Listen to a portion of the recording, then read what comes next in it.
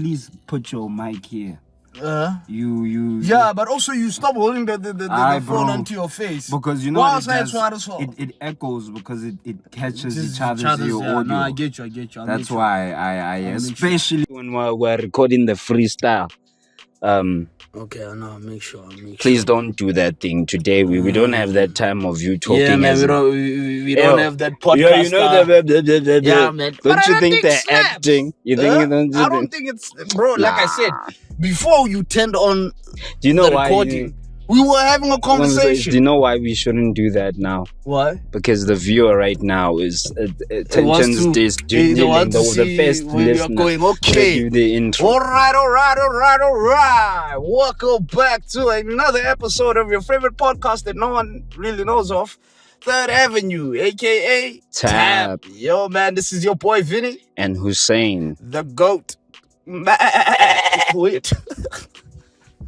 I'm so sorry. So every second week you get I just read it out and yeah, that's fine. I'm saying the GOAT. Yeah, man.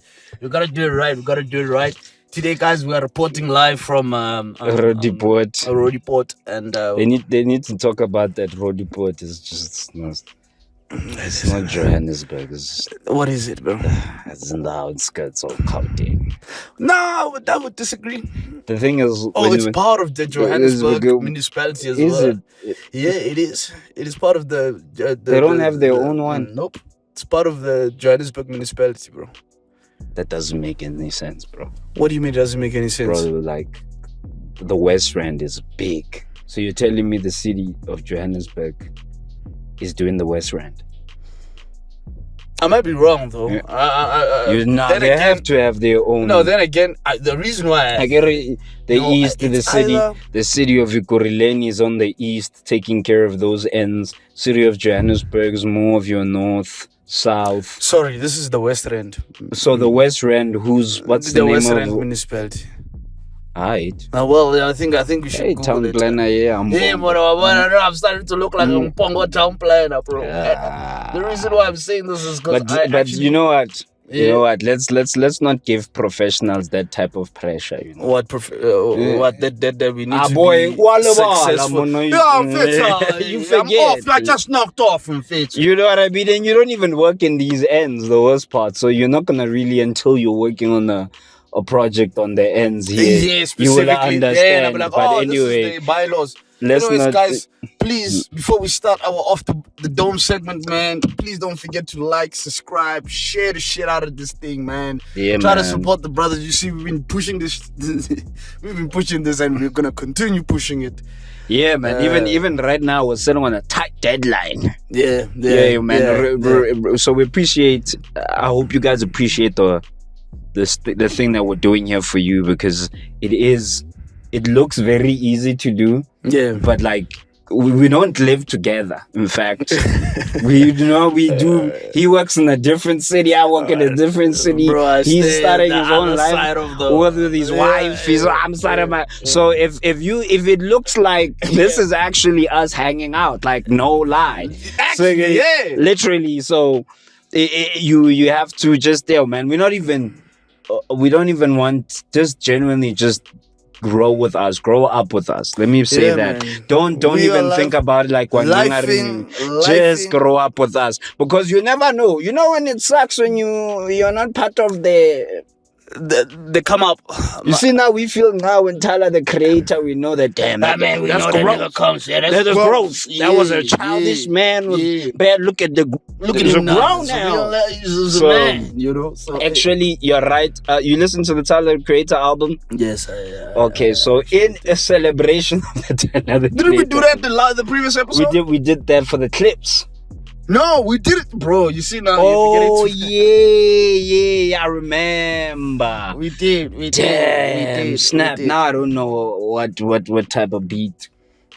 Shout out to Habib, man, for complimenting my singing. That means a lot as a musician. And I also said you should work on the thumbnails. You have to go. You've seen the thumbnails that niggas do. Maybe you have the PC now. Yeah. You have the PC and specs.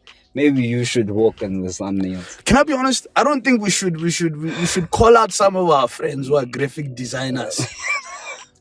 You know who I'm talking about if you're listening to this pod. Yeah. They Because know. hey, in fair too. Hey, Mara, you know, sometimes you must Yeah. give him a retainer ya 100 rand every month. Retainer, dog. You We must support black men businesses. You know, when you just think. No. The thing is, you must always remember, like, you know, what's the problem with certain people is that sometimes there's an opportunity where you're looking at something, like I said, and you're like, if I do this for free, when this thing blows, I'll be easy, number one. They'll be like, who does No, your because every time you're gonna charge for something, you need to assess, bro. Like, yes, but you need to assess a situation where you're like, wait, I see this person, especially commitment, and someone keep on doing the same thing, they're gonna find it, you know. But I was listening to some MF Doom, so do you think we should do it in MF Doom? No, bro. Hey. You don't want... Bro, have you ever heard MF Doom beats, bro? They so bro. Don't throw. Let's so what do you think? What are you thinking? Let's go for more Caribbean, you know, summer vibe type thing. You know what I'm saying? What's this? Yes. I have a... You know what? Dog, we don't have... Them niggas use auto-tune, bruh. But it's fine. Oh, I have a guy, I think his name is it Odile? I think I heard him. Yeah. Is he a dope artist? He's more of like a slow... the song is 4 minutes long. We must start mixerizing it, in fact. He's like more of a Maskandi. slow or Afro type beat type of thing, you know? You must do Maskandi next episode. Maskandi? Yeah, nigga.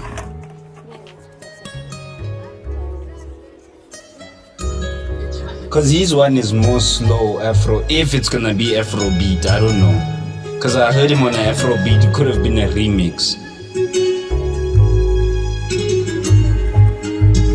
Oh man! I started. That lady. That's the silent treatment. It's just me and you, baby. Yeah. Welcome Dim to the Third lights. Avenue. Let the man I'll sit switch the by lights your up for side. this. I'm switching up the light for this one. You take me out, I take you out. You know I feel like I run out of things to say out of my mouth. You know I never had any doubts. We say take it off the life. I never really want my time. Take it off the life. Now you sitting up, sitting my wife like yeah.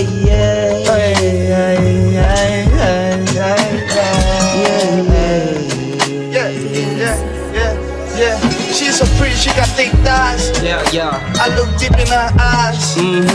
Baby, would you take this dance with me? I just wanna be fancy. I want you to wear the Prada, Gucci, everything is holla fresh. We got it back again. We go sunsets, sunrises. It's just me and you, baby. No prizes.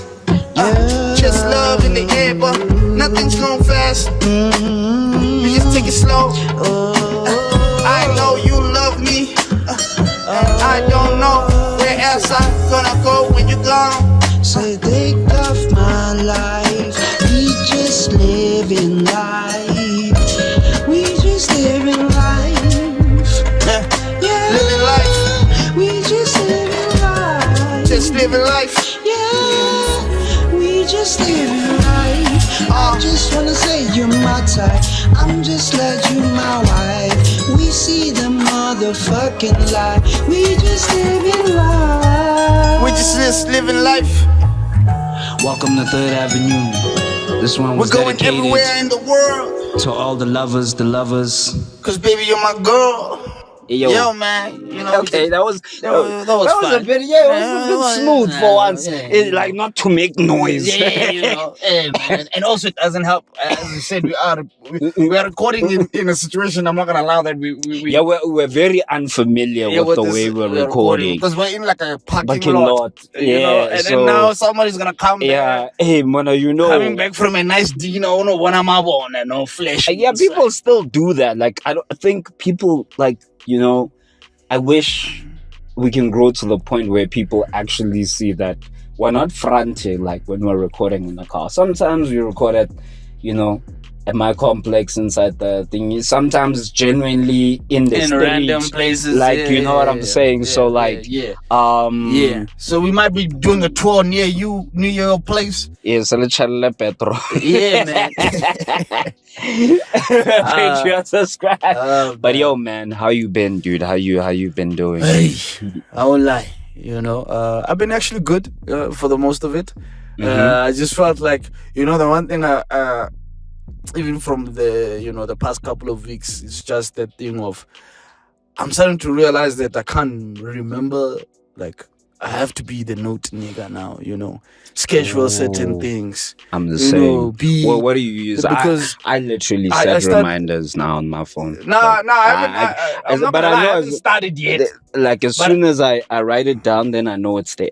I haven't started yet, but I'm starting to see how niggas can easily become a shit husband, you know? Because bro, you know when your wife tells you to get something and then you don't get it, and then you forgot, and then you got, and all you're gonna say is I'm sorry, dude.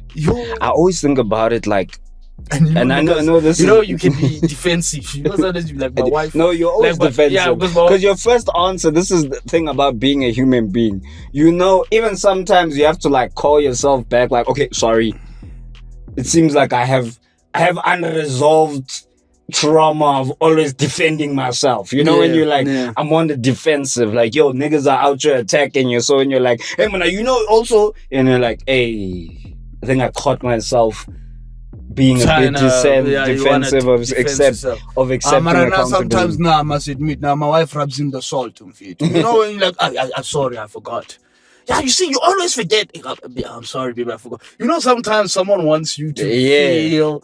Oh yeah, you mean when they just get like, yes, you are crappy. Yeah, you're like, bro. Or you're expecting.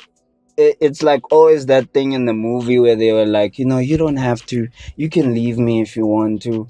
And I understand, and the person actually leaves and backs.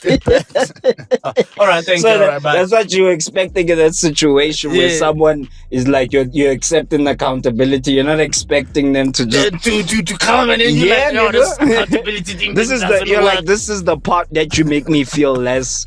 You make me feel less crappy about myself. You know. Yeah, but now, man. Other than that, man, I've just been grateful. Yeah. You know, as you know. We hosted a young little, you know, Friendsgiving. Me and my friends. Actually streamed. People don't know. Yeah, man. Check out the streams, man. We're gonna soon be. We need guys. We need, like, please, man, push this podcast. Send it to your grandmother. Send it to. Yeah, we just need 50 subscribers so we can start live. Yeah, that's it. That's it. It's interesting because with the lives, because your wife does TikTok lives. Yeah, I realized I can't do what she does. Because, like, I remember because I would put the camera and then turn off the sound and let people just do whatever they do because I think it's cool.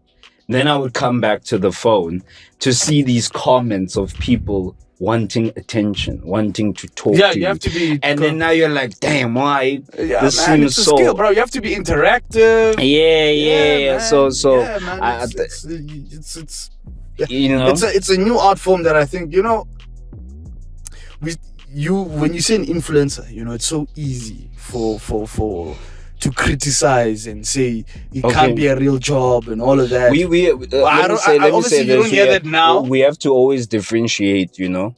We are content creators, regardless, and then there's influence. Remember, influencer means even if I can be a content creator, but I start to have mad respects because let's say you start now trying to post content on a regular. How's that going for you, buddy?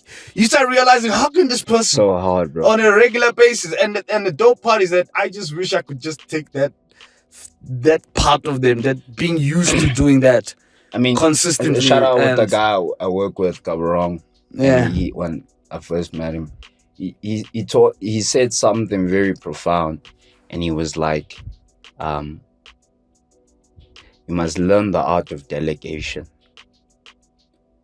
Especially with the content creating and the influencing, especially once it starts blowing up, I think a lot of people don't want to take the L and start spending their money to delegate. Like, dog, you editing videos, you are posting this on the socials. Like, companies do this, right? I used to work in the same environment where everyone's in thing, and so when you're getting and you're starting to blow and you're getting this traction, of course you want to save as much money, but you're not realizing that you need people. You need to be able to hire people who are going to be responsible for you and trust those people to do their jobs to the best of their ability, so you can do best on creating content, right? And you just upscale from there. Yeah, so, and you don't have to do it like drastically. So the art of delegation is, because I think it's a very important thing, that what he said, because it's in everything.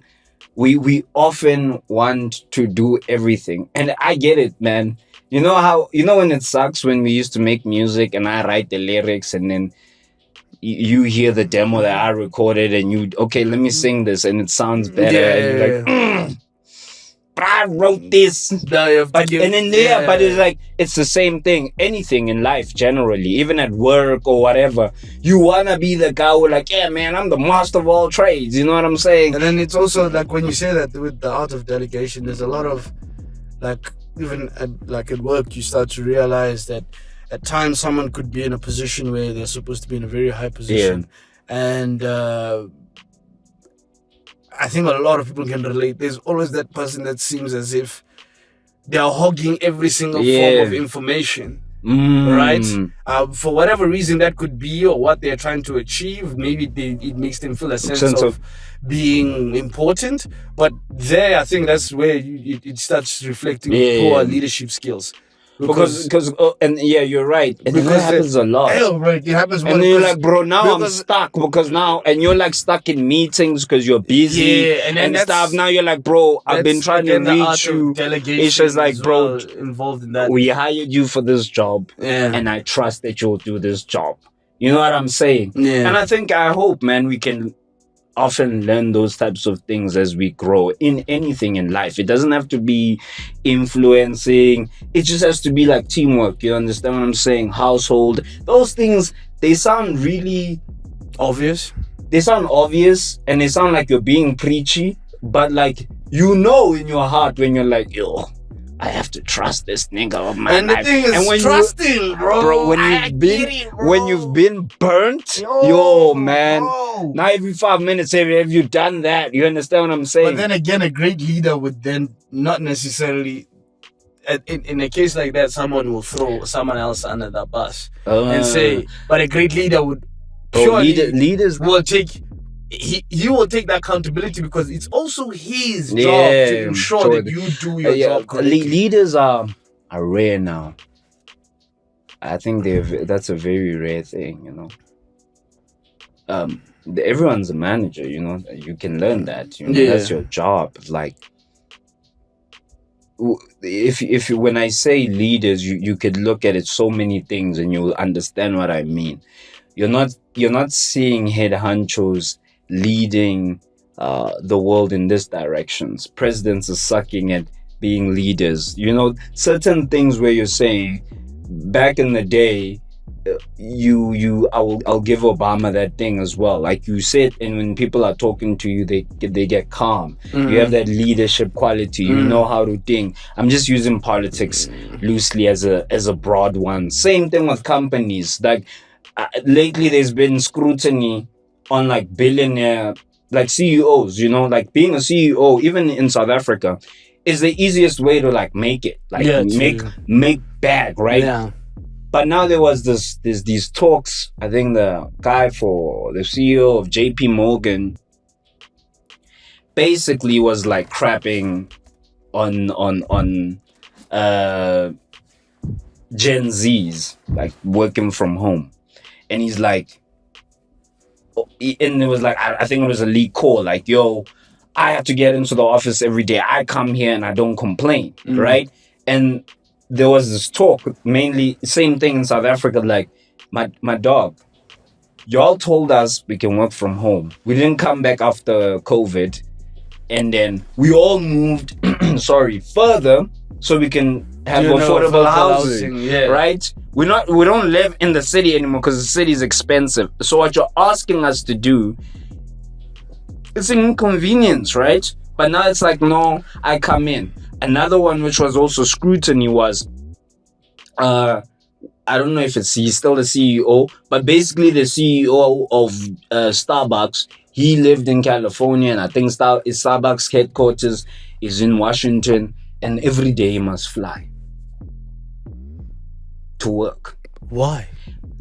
I'm not even an environmentalist. That's a lot of carbon emissions. Like, before we even get to money, it's like, my guy, just as much as if you got a job in Cape Town now, you if that job is the job that you need to do, you need to move, right? Yeah. So like, has been this thing where leaders, bro, if you're looking at your billionaires, are like make believe. Like, no one's actually. I blame the stock market. The stock market is It is. The stock market is the reason why certain people, when you look at billionaires and stuff, like most of the time, it's money that not necessarily is there. It's just because niggas said, no, guys, this one is high up there. You know what I mean? Yeah. So then obviously you bro, it's also at the same time that we're in a society where we are complaining a lot about, being poor and the economics. It's also a society where a person can go from 0 to 1 million overnight. You know what I mean? Yeah, and that's rare. I'm not saying that.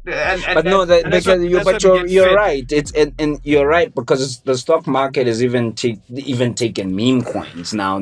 People doing rug pulls, like 5-minute things, everything. And I wouldn't necessarily. I know I've learned to take my experience as a young Gen Z and a privileged Gen Z to say the way. When someone's out of your generation perceives and shares information about your generation, becomes very misleading, right? Because what's the normal way of generation to generation? Crap on the younger generation. Yeah, that's how it usually goes, yeah. Then you get to the Gen Z one, which is a bit weird, right? So I was talking to Sean, a friend of mine, and I was like, yo, dog, why do we, like, we're talking about, I was telling them about looking for jobs, and I'm like, I hate the fact that we make it seem like applying for jobs is that's all you gotta do. And I said, man, let's look at the retention rate about the likelihood of you getting a job, right? And it's like, you get 1, 2, 3 interviews in that year, and then most likely you land that one job. Pure luck. But you wanna come lie to everyone, tell them, I'm talking about us who don't get like backhanded deals. You wanna lie and say, yo man, it's my hard work. Partly, but it's luck. Like 80% of the time, bro, about you just landing a job and it's always just like God's doing, God's saying, you know what, boy, I'm gonna give you. Now you wanna share to a whole nigga like, hey man, all you gotta do, and you're like, and in your head, like, you know what, dog, there was nothing special I did. One day, by luck, that one I was looking at, I'm like, they'll never do that. You get the job. And I was telling him, and I'm like, it's sad, bro, for us Gen Zs, bro. People becoming influencers for side gigs because we need money. That's a sad reality. It sounds like, you all want to be online, but it's not like people want to be rich. It's like when I was reading, when you say this, I was reading. I think the truth is, we don't necessarily, like, as our generation does not necessarily have a voice. I know someone probably has echoed this before, but we don't have someone genuinely just saying, everyone's out of touch. Like, because I remember the Department of Human Settlements, I was reading an article And they were criticizing that, saying that our generation no longer views property as an investment, so we don't invest in property. I was like, Wait, hold up. And the way they phrased the article, there was no discussion that, dude, have you seen the property value market and what people are earning and wait, to, this is coming from professionals, semi-professionals. Yeah, us. bro. Sometimes Like you're like, two household incomes. and you like, okay. We're sitting here telling you, They hey, told yo, me, bro. Just 10 years ago, with this salary that we are both making, you could have bought in a crib. Bro, I remember even mom, like when we were looking for jobs, she's like, I'm sad because I feel so bad because I told y'all to do this one thing and now it's not working out. I told you all you had to do was this one thing. And then it's just not aligning, bro. And then even when you get the job, which you're grateful for, I'll move. Hey, you know what I find so crazy? Yeah. I think when we started this pod, and I think if you dig deep, I used to be a huge criticizer of our generation. Because I was like, look, I think we also have to be fair. There's a part where you could understand the criticism that they throw onto Gen Z in terms of resilience. Resilience, I'm not just referring to people messing you over, but there's also elements where you can see that some people in our generation that I think I think that just comes from, it will start going into every other person because we all have this instant gratification at this point. But I do too now. But like remember it sucks because even when you're saying instant gratification, right? The delayed gratification is distorted now. You can't tell someone that, like I said, you can't. The reality of lying to someone. I can't say to you, if you work hard, this is gonna work out for you. And especially when you're starting off as Black first generation, getting your own stuff from the beginning, or even if you're maintaining. We also don't talk about the second generation maintaining wealth. For that imagine a white man saying to you, to make it, you gotta work hard. Dog. It'll be just like when Kim Kardashian, that famous clip, bro. You just gotta. We even spoke about it. Yeah, I spoke about it. And I remember the best part was because I was actually watching the episode where the whole backlash. And it's that thing of, no one says you don't work hard. No one says, and I get it. No one says you work hard. I find it so difficult to bring up these conversations amongst my, friends who went to, elite schools and stuff like that. And I always, some of them I find it offensive because there was this literature that we had to read back in uni by an author. His surname was Khan. Where I think I've mentioned it in this pod, but because we have new listeners, we can repeat stories all the time. Where this specific Indian sociologist goes back to this old school that he used to go to, and then in that school it is an elite school. And if you note, and I've noted sometimes when you go to these bougie schools, is that they start to feed the idea. It's like going to Yale. They start to feed the idea that the only reason why you're here is because of merit. And you're special. Your merit, you're special. You're part of the smart and special elite of individuals, whereas everyone else. And then the thing that he found was that the kids who grew up in that fashion, because obviously there are kids who grow up in homes where they get scholarships and so forth, and they get there. So whatever teachings they teach them at that school, the elite thing of dinner time, you do the light thing or whatever, they actually believe in the whole structure, right? And believe that this is the route to success, and what these people are teaching me is success. And then when he had conversations with the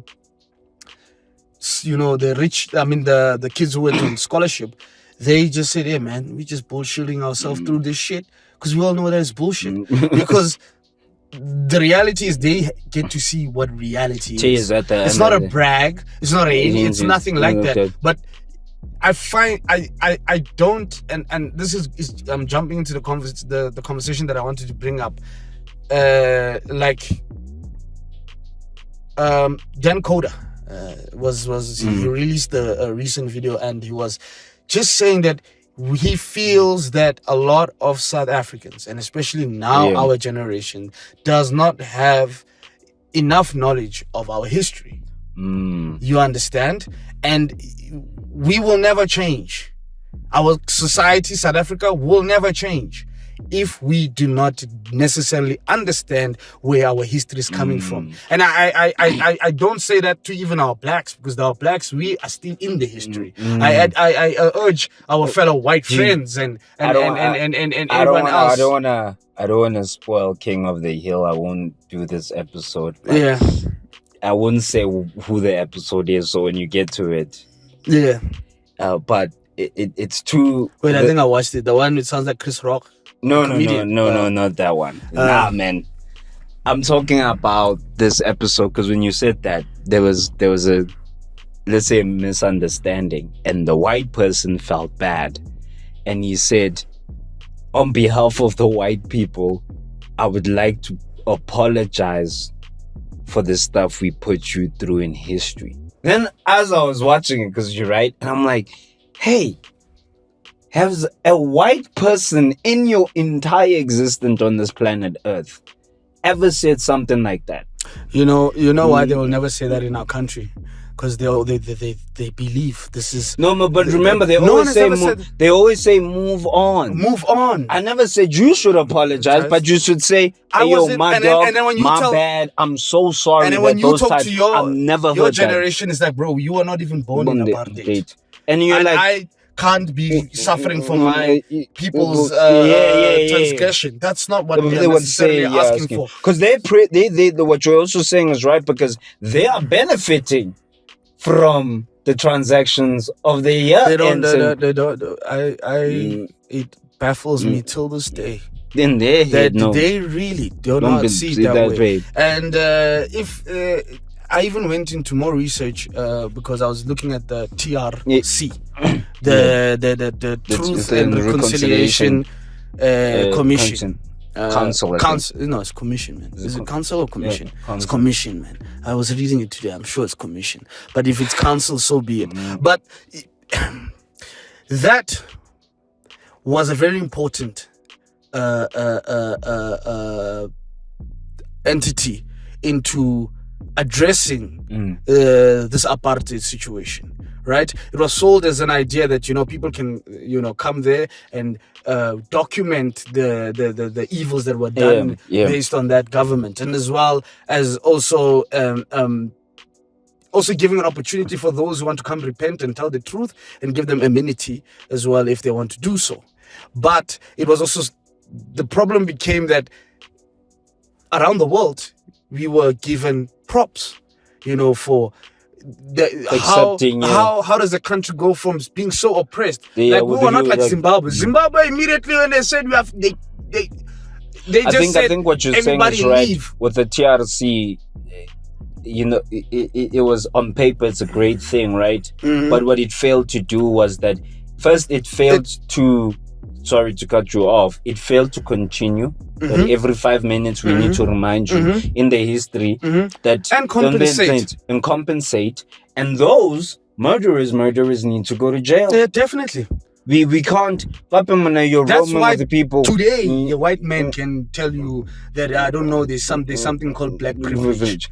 So when you're saying now that's what South African always, everything on paper always works. That's what I'm saying. And then when the world saw that, and then they don't monitor admiration and so forth. Same thing with COVID. COVID, they gave us the same admiration. Everything on paper always looks nice, but the real life experiences. When you look at our country and the status that we're always going on, I can't emphasize so much that if I did not if we did not move to the hood, I would not know how bro. badly black people suffer. Like at the end of the day, I remember even Dan Cowder saying, I never thought about this. And I'm a person that genuinely studies statistics, right? He said, bro, I don't know what year it is, and I could be wrong. Did you know that during apartheid, they never collected data on black people until like 90? So even until now, the 1990s. that's why sometimes when you hear like the government saying, "Oh, things are not that bad," is because in actual sense they don't know the extent. Because when you're walking of even what to plan for, and you're like, but every day when I walk in specific parts, there is more. It's worse than other people think is. And I always tell my wife, I'm like, oh, you think, yeah, in Gauteng, you know, Gauteng is like, yeah, you live in a hood, you live in a bad hood, and I'm like, bro, they are people, man, like genuine, hungry, poor people, poverty line in South Africa with no representation, right? And I get it. And you know what's my issue also? I love my generation, but there's a point where there's a problem with us. You know what's the problem with us? We are the biggest activists, but sometimes we get lost in so much activism rather than looking at the practicality implications of what we're active, like what are we going for? Every time you will be like, okay, things are bad, this is bad, right? And one thing I wanted to say, we love talking for other people. We are activists for other people who are actually going through the experience.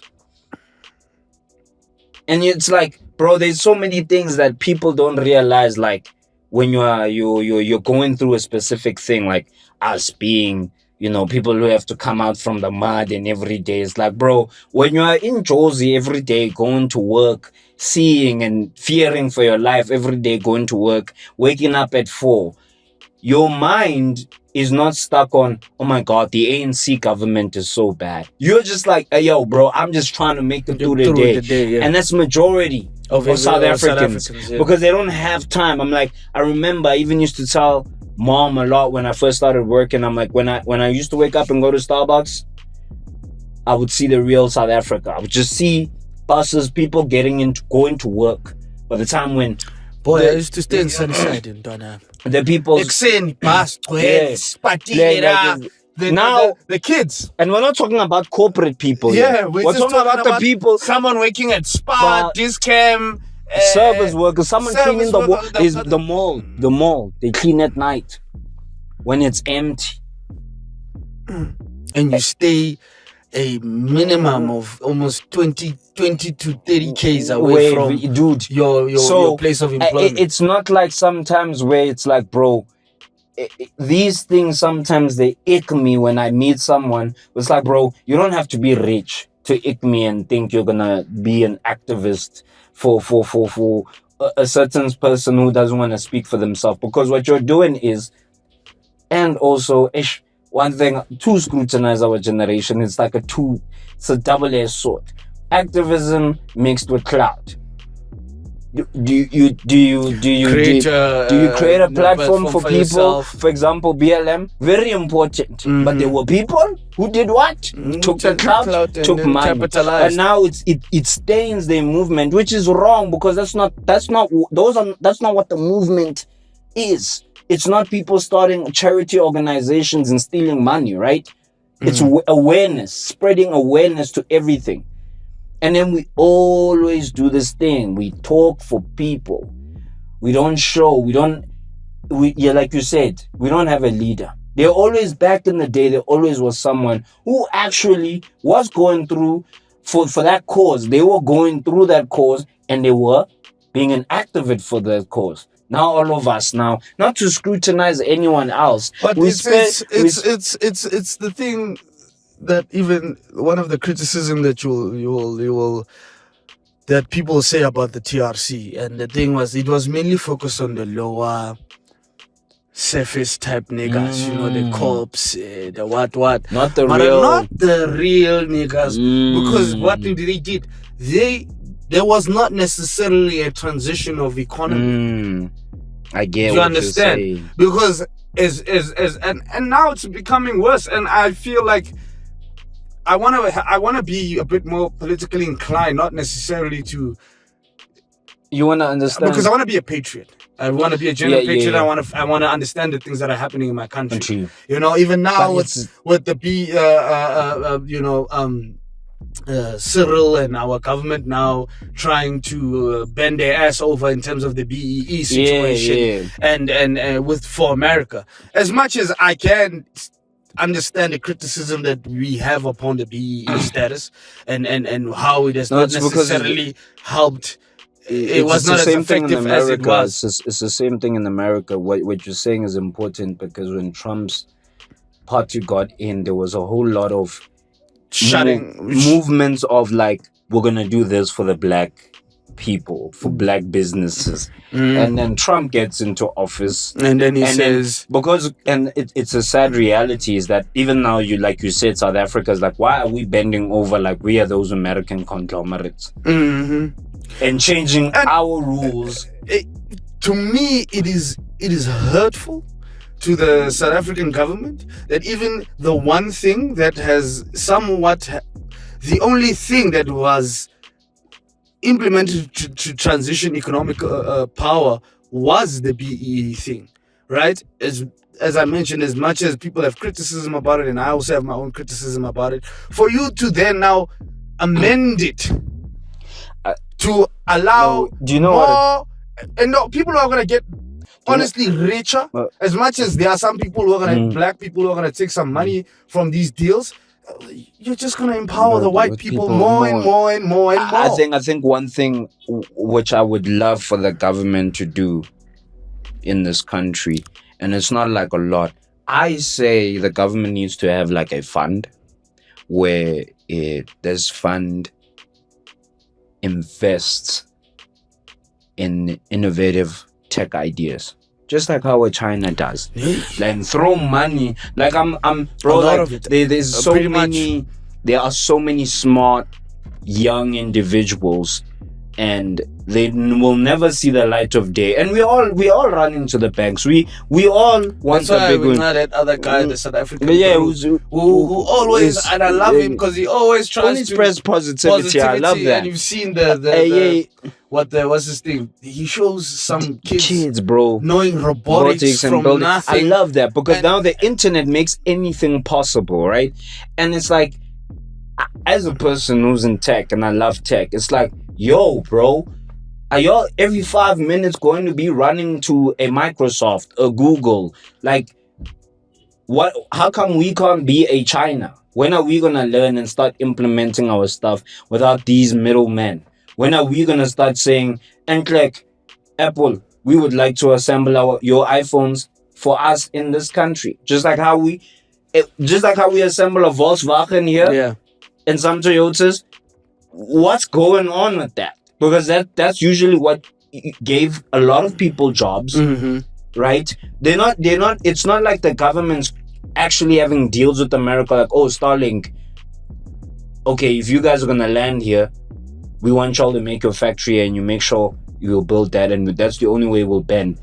We need to know that people are gonna get jobs. Yeah, create an actual deal, not just to say no. For the political reputation, basically, of the international geopolitics, yeah. You just want to look great, and you're gonna, man. As much as I would have loved this Starlink, man, if that thing comes here, guys, I swear, man, and it was gonna be very hard. We need to boycott. Yeah, well, I feel like we will be able to boycott it because we don't necessarily stay in an area where we would. The thing is, it's be so eager to use it. It's such an important. I think it's an important thing, and it's just because of a trauma of a child who grew up in South Africa being bullied. Imagine this is, and it sounds like I'm being a therapist. This is Elon. you are attacking a country based on how you grew up in that country at the whitest time where your father also had money and stuff, and you're somehow bending it and making it sound like, oh, white people, bro. That's my issue here. It's like, bro, if it was a normal person with a normal CEO, what, you know what, man? Just to lighten up the mood, we need professionalism back. Alright. We want niggas in suits back. This cool Fred boy. No, stop it. Because now the relatability thing, look at Elon now. We see you for who you are, for a fraud. The only difference between Elon Musk and Kanye West is because Elon Musk gets away with it because he's white. Yeah. The nigga did a whole Hitler salute. And he said, my heart goes out to you. That's what. No. That's the explanation. That but even if Kanye West says the same thing, is that at the end of the day, we have to always grow. CEOs need to be professional again. I agree. Well, this relatability seems like, it's like, yo, bro, soon Gen Z, Gen Alpha's coming, then there's gonna be other ones, and then we're gonna be like the boomers, right? Pass the torch, bro. Be wise. Be, But I do hope that we do get to that stage where we have, new ideas, new thoughts, and just new perspective of patriotism, and I say that as a person that always wanted to abandon this beautiful land of ours. Always. That's what I remember the last week I was telling I don't know if it's it's age. Like, I was telling my wife, because it's contrary to people's belief when I'm in this pod. Maybe it's because I know you and we just talk a lot of crap. Yeah. Right? Apparently, I'm pretty chilled and mellow. And I was like, it wasn't always like that. I even told us, like, now, when I first got to uni, I was like almost a little bit borderline Tyler the Creator. You're just hyperactive, you just want to do everything, you loud. Yeah. I don't know what happened. Like, one day, I don't know, like, sometimes I just picked battles. I just picked my battles, I guess. I guess it's age. That's what age does. I think age does is like, do I want to do this? Do I want to waste my time? Energy. And then you're just like, nah, let me just agree with him. Oh, you're so right, man. Oh, that's crazy. Yeah. Because sometimes you're like, I don't want to. But I won't lie, I never shy away from re-educating my fellow Caucasian friends. No. When the moment comes, and it always gets heated. I don't care how woke. For me, I get what you're saying. That is very important, right? I don't have a problem. That's an important conversation. I just have a problem with out of touch human beings. You understand what I'm saying? Yeah. Like, when I'm like, hey, yo, dog, that's a bit. Why are you not seeing? Like, why are you not empathizing with day-to-day people, right? Yeah. And I'm like, I've even said it on the pod, you're gonna get out of touch, right? And that's your moment to be like, next thing you're Squid Gaming. Yeah. Hi. You know what I mean? Yeah, go hang out with the guys in the Squid Games. Like I said, bring back the boring CEOs. Yo, bro, stop trying to be cool with me, bro. You're making, like, bosses, stop hanging out with your colleagues. You're making them laugh at your jokes, nigga. We all want. You're like, bro, when is this nigga leaving, bro? Like, bro, dude. Like, some of this boringness, you're like, okay, now you're just doing too much. You know what I'm saying? So it's like, hey, yo, man, I think bring back boring CEOs back. Bring back the boring CEOs, man. You know what I mean? The Bill Gates and stuff. Oh, no. Bill Gates. No. I don't know how. I think I watched this a couple of years ago, right? Yeah. It could be a theory, a conspiracy, and it might not be a fact. Do you know, apparently, allegedly, this guy, when he resigned from Microsoft as the CEO, remember, Bill Gates was not philanthropic. He was like an asshole. He was like, unlike them, fun. They went through this nigga with a pie, bro. Fuck. You know what I'm saying? He was not a liked person. He was like, a smart ass who's just like, pretentious. Don't value human life. Then apparently he had an affair in Microsoft, allegedly, and then got caught, and then stepped down, and then basically, created this new bill, and then made sure he kept these things and became this nice, philanthropic, lovable person. He's not. White people are the only people who can go on a podcast and say that I don't value human life that much. I value animals. Or they can say, I think machines are going to... And like sometimes I'm like... Wait, which AI are you using? Because the one I just used basically did something wrong, and you're telling me I should be scared, and y'all can't even make these cars drive by themselves without running people over. Well, what are you talking about? And you're right. I think it's the stock market at play. It's the stock market, because now when you're saying stuff like that on a podcast, they're like, we have more money. Buy. You have more money. You're just inflating. So everything you have to make it, because it's like they got us. They like, they want us to be like, the robot's gonna take over. Bye. Let's see. Yeah, and then which is not. We all the AI people don't. There's a lot of literature now. Talking about what is possible with AI, and I think I understand the most important thing in this time is finding a way that we can regulate this thing. And I think with me, let me say this: AI is a little bit. Wouldn't you say that South Africa? Okay, South Africa has the potential to start its own AI. Open AI, like it can start its own. That's what I was saying. And we could be the one for Africa. They don't offer care, it to bro. entire Africa. They don't know what care. I mean? I would even rather, I won't lie, work with like the Chinese and stuff to like genuinely do this dream about tech in Africa and really mean it. Yeah, and then get like some money. Like I said, a fund, bro. There's something about China that remember, I always find a bit more trustworthy than. No, it's not that I find them trustworthy. I think China is confident in what they offer the world. And like a country like America doesn't offer much besides vibes, bro. The moment everyone moved their manufacturing there, they forgot one vital thing: the bigger picture. Yeah, everyone assembling. Can I actually give you one reason why I think South Africa is the population situation. You countries like China, countries like America are able to have a lot of entrepreneurship and a lot of businesses because there's a larger population, right? And for example, I'll give an example. I'm a comedian, right? Yeah.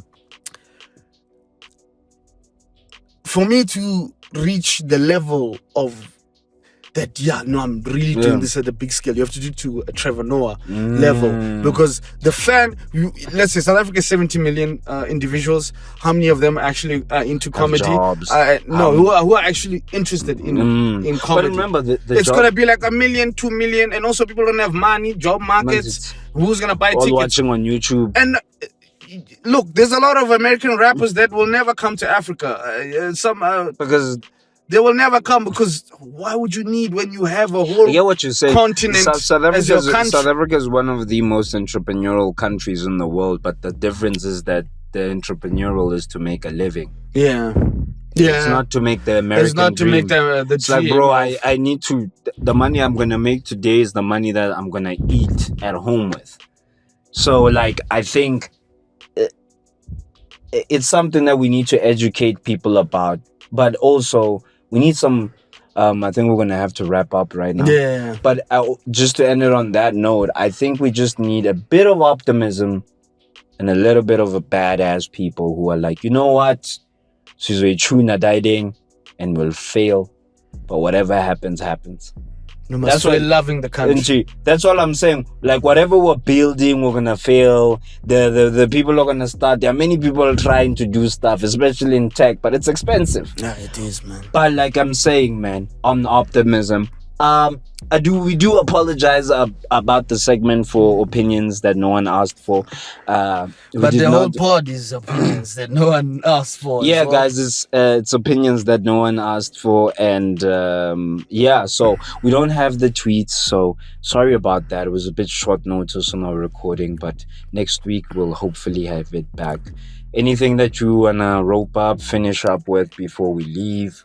Nah, man, I think today we had a really nice conversation, and man, Gen Z, yeah, less music. I mean, I said I was going to talk about the Tyler the Creator album. I know we have the worst end of the stick, but I think we really shouldn't be that demotivated. I think we should, as you mentioned, be a bit more optimistic and also try and invest our time in understanding, because our khutmans are eventually leaving and we don't want... And then it's going to be us. And then it's just going to be us. And that's the unfortunate thing. We're seeing that now with our families. Even though... It was cool to say, I'm Zulu, but I don't know how to speak Zulu. But then as you get older, and then what are you going to teach your kids? So, yeah. Because that's where you don't want to... We don't want to end up having a society where now people are trying to identify with things that just don't make sense in the name of a sense of belonging and understanding, like veganism, the movement, or the climate change movement. Not that I'm criticizing anyone who's a vegan, but it's just like a sense of like if I support something, it doesn't mean that's my whole personality. Exactly, bro. Just like a gym bro, a gym bae. It's like, bro, who's pamandla, man? There's still pamandla. No, you know what I mean? Just calm down. But anyway, guys, thank you for listening to us. We appreciate, and this has been Third Avenue. And peace. Amen.